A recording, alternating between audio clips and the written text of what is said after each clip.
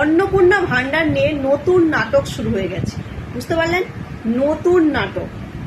এই আগস্ট মাস পড়ে গেছে, 1 তারিখ, আজকে 2 তারিখ। এবার যারা অপেক্ষায় ছিল যে অন্নপূর্ণা ভান্ডারের টাকাটা পাবে, তারা কিন্তু পায়নি। আর সেই জন্যই রাস্তাঘাটে, বিডিও অফিসে, সমস্ত জায়গায় মহিলারা আবার নেমে পড়েছে।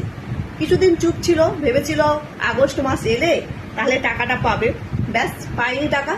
এবার কথাটা হচ্ছে নামবে না বা কেন বলুন দেখি। এই অন্নপূর্ণা যোজনা পাওয়ার জন্য একের পর এক নিয়ম শুরু করেছে। একের পর এক অনলাইনে ফর্ম ফিল আপ করো, অফলাইনে ফর্ম ফিল আপ করো, 12 পাতার ফর্ম, হাবি জাবি ডিটেলস ভরতে হয়েছে, কত জেরক্স করতে হয়েছে, সাইবার ক্যাফে দৌড়তে হয়েছে 300 টাকা দিয়ে। তারপরে অফলাইনে লাইনে দাঁড়িয়ে দাঁড়িয়ে, যারা অনলাইনে করেনি তারা অফলাইনে দাঁড়িয়ে দাঁড়িয়ে তারা ফর্ম ফিল আপ করেছে।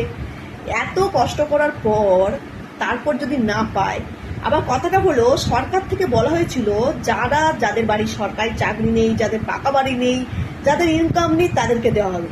কিন্তু 2 মাস ধরে যাচাই করার পর যা দেখা গেল, তারাই পেল না। যারা যোগ্য তারা পেল না, মানে যোগ্য বলতে যারা গরিব মানুষ, যারা নুন আনতে পান্তা ফুরায়, তারা পেল না। কারা পেল? যাদের পাকা বাড়ি আছে, যাদের 2-3টে করে বাড়ি আছে, তারা পেল। এবার বলুন দেখি, মানুষের মাথা গরম হয়ে যাবে না? একটা মানুষ বলছে আমার বাড়ির পাশে একজন মাস্টারের বউ, সে পেয়েছে, অথচ তার টিনের চালে বাড়ি, সে পায়নি। একজন ব্রেস্ট ক্যান্সার, হ্যাঁ, তিনি লক্ষ্মীর ভান্ডার 4 মাস বন্ধ হয়ে গেছে, তাকে টাকাটা কতটা প্রয়োজন, তিনিও টাকাটা পায়নি। আবার এই আগস্ট মাসে আর একটা নতুন পদ্ধতি চালু হয়েছে, কি যে অনলাইনে অ্যাপ্লিকেশন ফর্মটা বন্ধ হয়ে গেছে।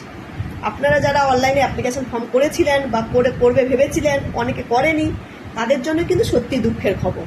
তাছাড়া মানুষ ঘরে বসে স্টেটাস চেক করে দেখে নিত যে তার এখনো অবধি কি, মানে কতদূর অবধি। যারা অফলাইনে ফিল আপ করেছে তারা অবশ্যই বিডিও অফিসে গিয়ে তারা অনলাইনে করেছে কিনা সেটাও দেখতে পেত। কেউ দেখতে পেত প্রসেসিং আছে কিনা, রিজেক্ট আছে কিনা, আন্ডার প্রসেসিং আছে কিনা, আর দেখতে পাবে না। এটা পুরোটাই হচ্ছে এখন সরকারি দপ্তরে যারা চাকরি করবে তারাই দেখতে পাবে। মানে আপনি যে ঘরে বসে আরাম করে দেখে নিতেন, সেটা আর আপনি পাবেন না।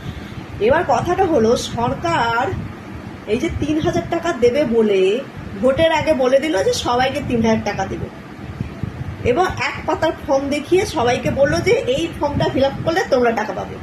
ভর্তি হওয়া যাওয়ার পর নানা রকম এই অন্নপূর্ণা যোজনার নাটক শুরু হয়েছে।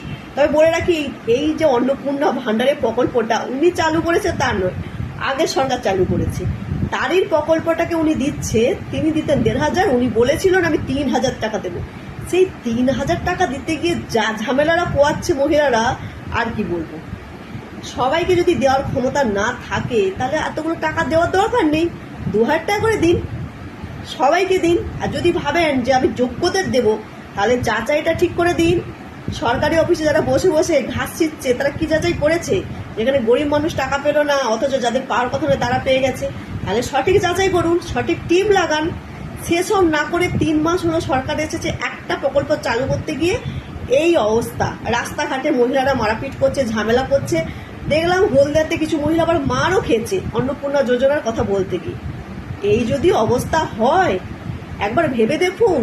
আপনাদের দলের ভাবা উচিত যে আপনারা করছেনটা কি। হ্যাঁ, ভুল কাজ করছেন আপনারা।